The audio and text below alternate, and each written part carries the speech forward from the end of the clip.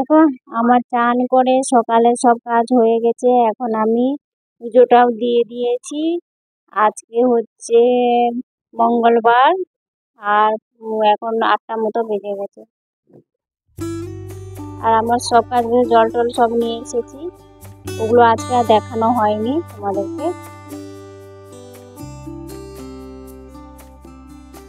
দেখো জল টল নিয়ে চলে এসেছি আর ভাতটা বসিয়ে দিয়েছি। আর আজকে ভাতটা যে বসিয়ে আর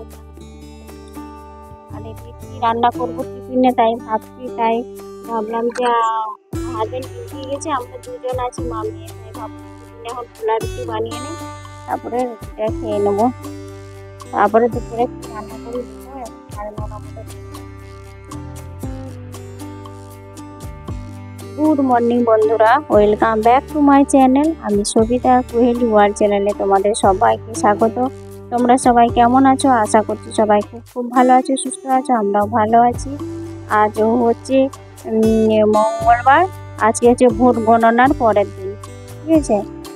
আর আমার হাজব্যান্ড ডিউটি গেছে বললাম। ও আজকে যে রবিবার গিয়েছে ডিউটি, আর আজকে ফিরে আসবে, বললো যে রান্না করে রাখতে। তাই দেখি এখন সবজি সবই রয়েছে, তো মাছ টাছ নেই, কি রান্না করবো ভাবছি। নিরামিষে রান্না করে নেবো, পরে তখন মাছ টাছ যা নিয়ে আসি। বসে ভাতটাও বসিয়ে দিয়েছি। আর যে এখন তোমাদের সাথে এসেছি গল্প করতে। আমি আমার ওখানে আবার ড্রয়িং করছে, ওর স্যার এসেছিলো, পড়া হয়ে গেছে, তারপর ড্রয়িং। আর বাইরে দেখো জামা কাপড় সব মেলা হয়ে গেছে উঠোনে। আর আমাদের এখানে বড় আম গাছটা রয়েছে, তো তার জন্য উঠোনটা ছায়রা থাকে। আর এই দিকটাতে সামান্য একটু রোদ থাকে, তাই ভালো লাগে যে ছায়রা আছে বলে। না রোদ হলে খুব কষ্ট লাগে, মানে উপর থেকে বেরোলে রোদ যদি লাগে কষ্ট লাগে না। আমার মেয়ে দেখো এই ড্রয়িংয়ের ওই প্লেটটা, ওটাকে ও ওয়াটার কালার করে, তো ওটা কালো হয়ে গেছে বলে ওটা পরিষ্কার করছে। ওখানে গিয়ে আবার পরিষ্কার করলে হলো না, তারপরে ও আবার যে কলপারে চলে কিনারের কাছে। আর আমাদের জামা কাপড়গুলো মিলেছে এবার সব ছায়রার দিকে, আবার আমি ওগুলোকে রোদের দিকে মিলে দিচ্ছি। রোদের না দিলে ওদের ছায়রাই থেকে যাচ্ছে না, শুকাবে না। ছায়রার দিকে দিয়ে একবার ঘুরিয়ে দিচ্ছি জামা দিয়ে যাবে। আর আমার ওখানে ওইটা ওর প্লেটটা মানে ড্রয়িং করে দিচ্ছে, এটা ওয়াটার কালার। আর হচ্ছে কালকে ঝড়ে আমার মেয়ে হচ্ছে আম কুড়িয়েছিল। আম কুড়ানোর ওর যে কেমন মজা আর কি রিয়াকশান হয়েছিল সেটাই তোমাদের সাথে শেয়ার করছি। তোমরা প্লিজ ভিডিওটা দেখো, যদি ভালো লাগে তাহলে লাইক করে দিও আর কমেন্ট করে জানাবো। আমার এখানে সব জামা কাপড়গুলো দিয়েছি। আর মানে আটাটা মানে গুলিয়ে রেখেছি জল দিয়ে, গোলা রুটি বানাবো। ওটা বানিয়ে আমরা এখন খেয়ে নেব, তারপরে দুপুরে যা রান্না হয় হবে। আগের দিনে সবজি সবই রয়েছে, তাও আজকে ফ্রিজ খুলে দেখতে হবে কী কী সবজি আছে। সেগুলো তো এখন আমি দেখিনি সবজি আছে না আছে।